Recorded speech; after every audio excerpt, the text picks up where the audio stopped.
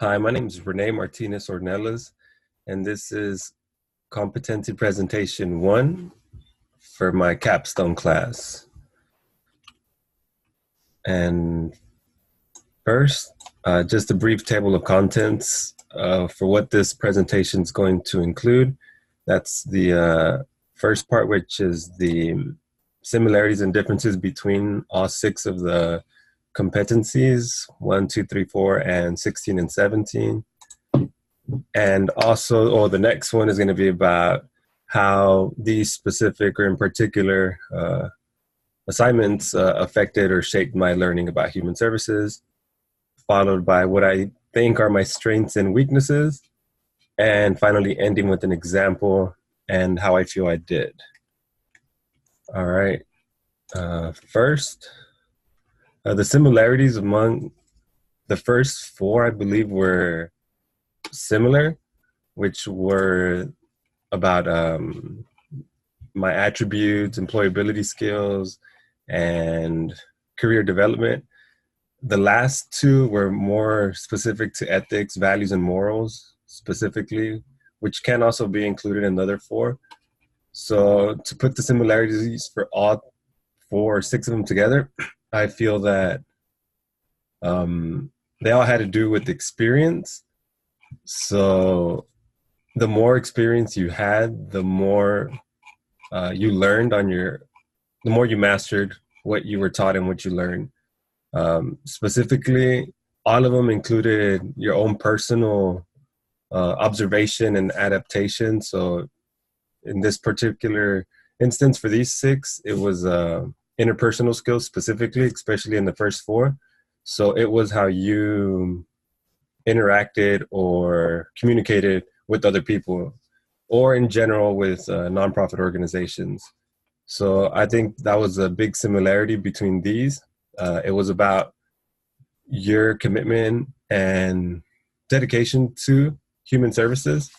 And the latter 2, 16 and 17, I feel were more about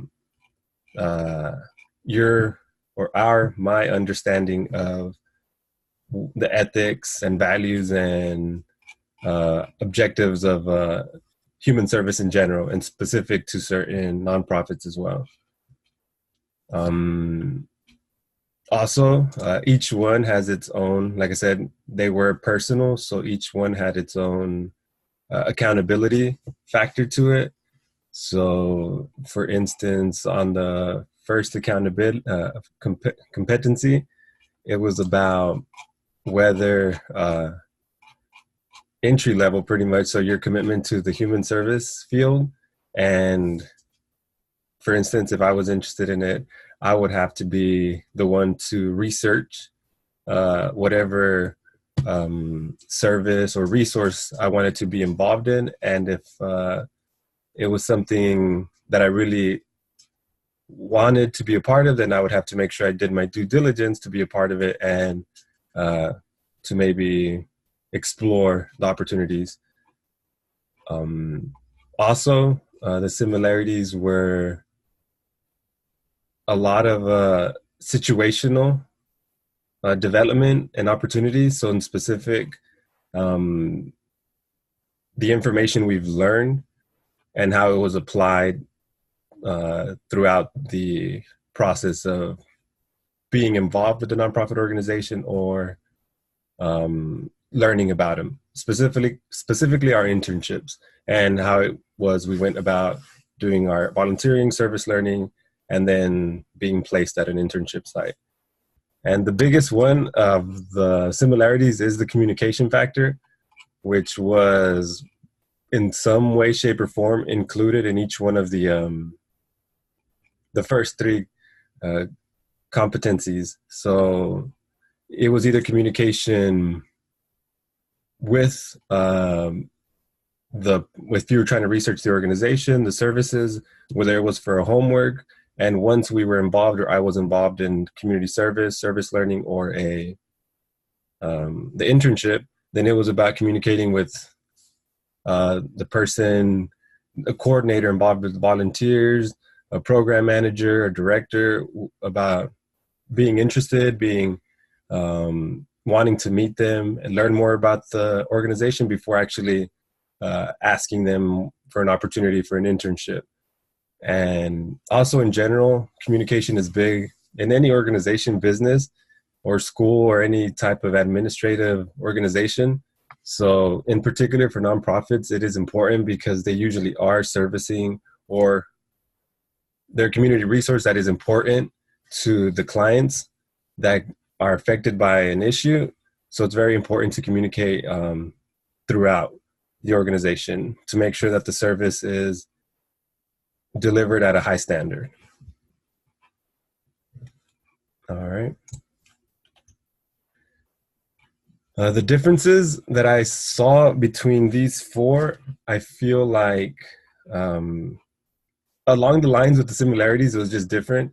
In particular, because the first one, I felt like it was more superficial. That's why I put appearance, because it had a lot more to do with my personal commitment and dedication to being involved with a certain organization. So I had to make sure I presented myself in a proper way and whether or not I was really interested in that organization. Also, with all of them, each one of them had a specific skill. So I know I said communication was a big one that was also a similarity, but it's also a difference because for some of these, you either have to you have to know how to speak well, specifically public speaking or one-on-one communicating, coaching and such. And other ones are pretty much having your own traits and skills to operate on your own independently and how to communicate without having to use words. So that could be through emails or presentations. Also behavior, that's why I put personalization. So each one was different. You can apply your own, I guess, your own flair to each one of these because every individual has their own perspective. So that's going to build your own, your own conclusion from each one of these competencies. So what I may have learned from one of these assignments will be different from another student's. And accountability, and specifically because the last two are different from the first two in the ethics and standards. And after doing one of the textbook assignments that was incorrect, I learned a lot about ethics and values and rules and regulations. So I know that that was a big difference amongst the other two, where the first four are more learning about NPOs and human services in general and the structure, organization, communication and such. The last two were more or less about what I value, what I believe was the right thing to do, and pretty much having a moral standard, which includes being sensitive to other cultures, in general, people that are different, kids, adults, adolescents. And I learned that also through the textbook. So I believe that was a big difference amongst all six of them, that each one of them had different standards. Let's see. All right, human service learning and shaping. In general, all these, I guess entering into this major HSML, I knew generic definition of what human services were. But now that I've gotten to go through a handful of classes about specific to nonprofit organizations, I've learned the key differences between them and regular organizations or for-profit organizations or government organizations, which I think is really neat because I always thought a nonprofit was the same across the board, but I also learned that there are 3 or 4 different types depending on how you file, and it all depends on the budgeting, financing. So that was interesting. It makes it seem like it's kind of like it's easy to make your own nonprofit, but I know it takes a lot more than just filing a certain form with the government, because one of the classes was talking about the finances and the structure of it. So that's what I also learned, the process. It is a lot of research and behind the scenes work to make sure that a nonprofit organization is run smoothly. And I think it's a testament to nonprofits that are in service, especially like some organizations that are in business for over 100 years, like the Red Cross, YMCA, and their structure pretty much stays the same. But it's very interesting that they're everywhere, and it makes it seem like, okay, they're just a staple to a community, but there's a lot of behind the scenes going on. So that was very interesting. And what I think I learned the most was the awareness, in particular because I see a lot of people in general, civilians, people out in the world and society that are in need of help, not necessarily desperate. Some of them may be desperate, but they don't know or they don't have access to the resources that are available. And over the course of all these classes and assignments, I've learned that it takes advocacy in particular to reach people, and communication importantly, but it, a lending hand, reaching out and letting them know that there are organizations that are available for a lot of different needs.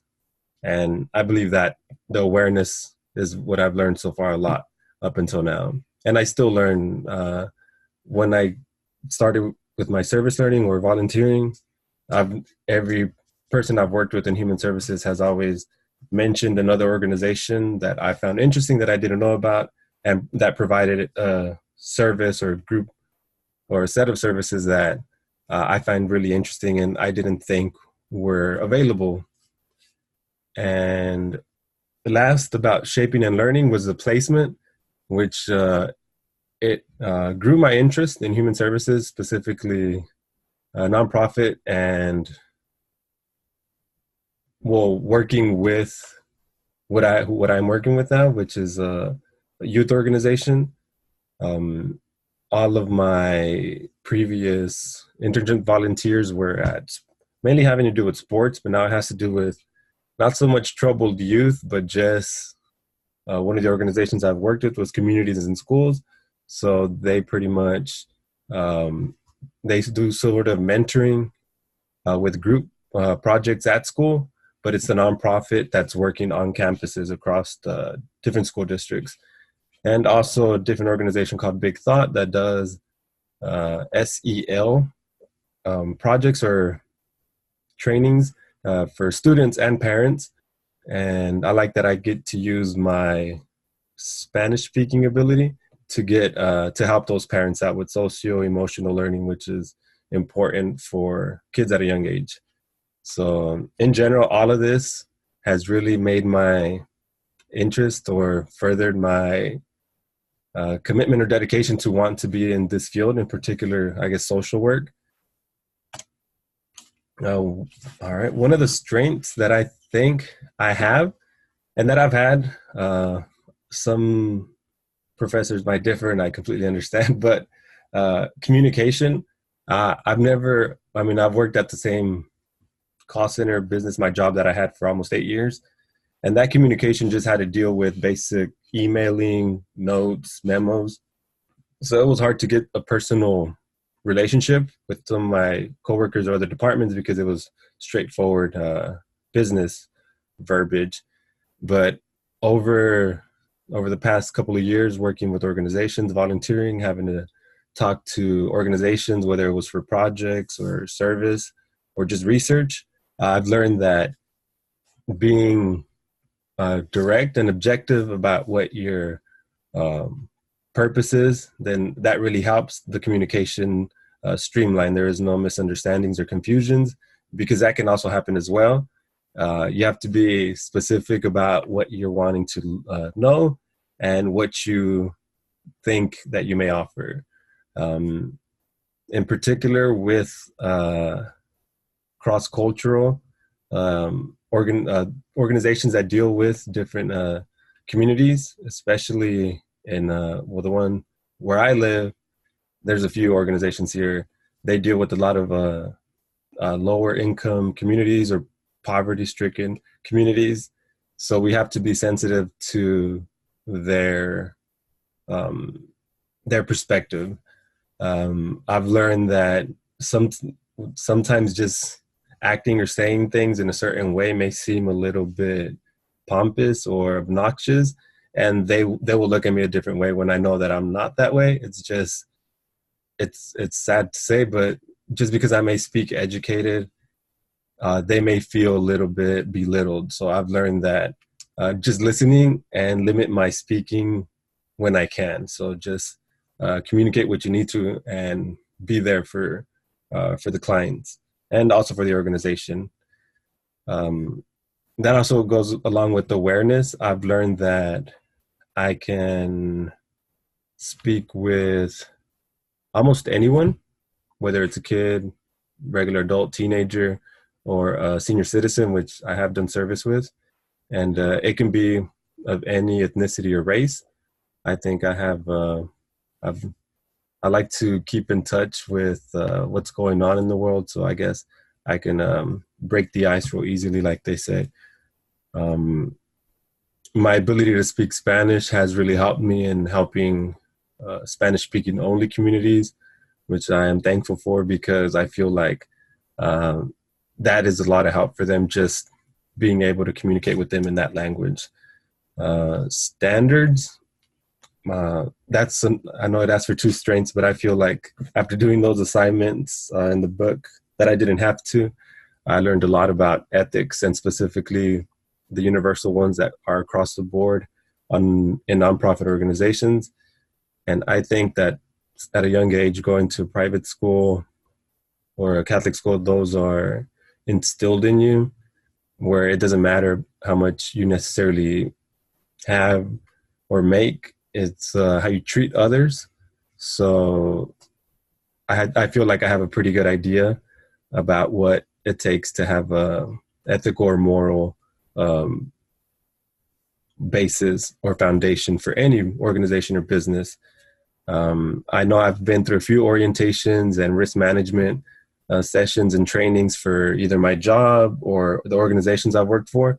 And the orientations, they pretty much present the same about proper behavior, either with its when kids are around, with parents, confidentiality, and stuff like that. So I feel like to me it's common sense, but I know it's not. So I know that whenever I may see something that's out of sort, I'm not afraid to call it out. Weaknesses. I feel like two of my biggest weaknesses had to do within personal attributes, which was, I guess, I just know that there is advocacy for specific non-profit organizations. And by understanding NPOs, I meant their philanthropy. So I know I was in a class once when they came in and presented about 5 or 6 organizations.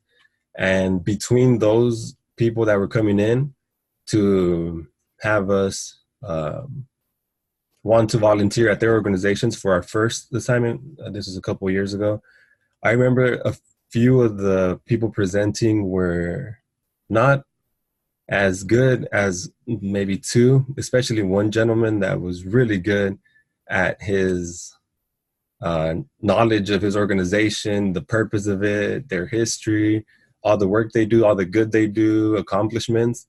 And I feel like, I guess I want to be at his standard, but I know it took him a while to get to that. And I guess he had been working for them for about 2 or 3 years when I talked to him afterwards. I guess I'm just feel like that goes with history with that organization. So I know that's one of my weaknesses, that once I do my research to get my foot in the door and start working, I don't necessarily keep researching or the organization and see what they're up to. I'm just involved in whatever responsibilities I'm taking care of at the time being.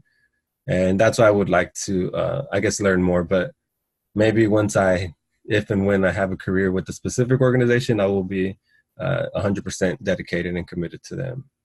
Employability skills, although I do think I am employable and would get or have a good chance of getting a job that I was interested in and applied for, I know I still lack leadership skills because I've been working back office for 6 years, and I've never necessarily had a leadership role. It was just a team of 8 people. So I know I guess I may have characteristics of a leadership, but not necessarily the skill, and especially not the initiative. I know there's a lot more responsibility, so I guess I've always been afraid of being a leader because I may let down the team. So I know I'm a great team player, but I guess I do need to work more on my leadership skills. And this goes back to experience. So once I get more experience in any particular position or responsibility, I feel like after some tenure, I will be, if needed, I could be a leader. And that goes along with supervisory skills. I know I've been in charge of small group trainings and such, but I don't know if I would say I was, if I could be a supervisor for a large group of people and manage them, because I just haven't had the experience. So I know those two things I would like to know, to learn or strengthen.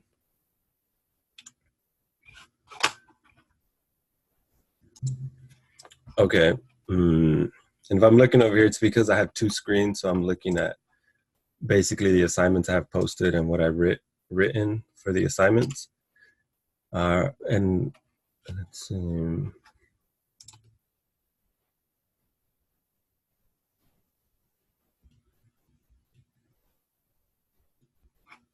All right, yeah, pretty much like I said, how I would develop what I think these two weaknesses are for me is just once I get a job or once I graduate, I will look for organizations that I know I will be passionate and committed to working for, and remain that, or keep that urge and need to know throughout that process, from researching, applying, interviewing, onboarding, to keeping my eye open for other positions or opportunities that I can help, even if it's not necessarily a promotion, just somewhere where I think I may be needed, and being interested in working because I think I may be able to make an impact. For employability skills, same. I would just like to, once I get that experience, I'll be confident enough to take that extra step and become a leader or supervisor or some type of manager or coordinator within that organization, which I know I've done for sports. Volunteering, this had nothing to do with school, but just as a volunteer coach and leading certain leagues and being an organizer. But specific to nonprofit organizations, I think once I get my foot in the door and start, and once I get a routine going, and once I have success, then I will be motivated, a lot more motivated to take that jump to become a supervisor or a leader. And the example that I feel was the most obvious to me was the first one, which was the one about career development and exploration. Only because I guess I'm gonna start from the bottom up. Out of the 3 organizations I applied for, I got 3 offers to do internships. 2 of them were paid internships, and 1 of them was just a regular internship, of which unfortunately I had to turn down because they weren't giving me enough hours in order to fulfill the commitment. But I did, luckily I had accepted 2 offers just to get the other one as a part-time job. But I picked career development and exploration because I've always done pretty good about researching in general, whether it's an organization, a topic, a current event, or some kind of front cover news story. I always do my research before I jump to conclusions, and no different here with nonprofit organization.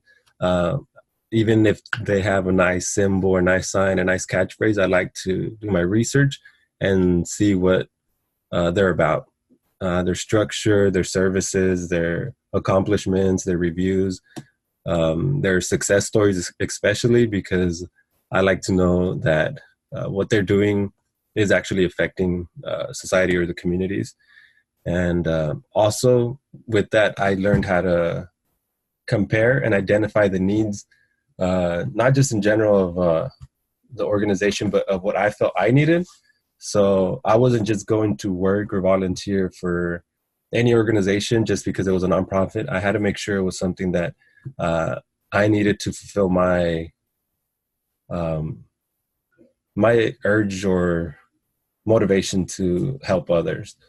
And specifically, that's why I'm doing advanced dispute resolution, which helps out with youth advocacy or at-risk youth. So that's why I was looking into that in specific. Preparation and execution, that's something I learned in high school.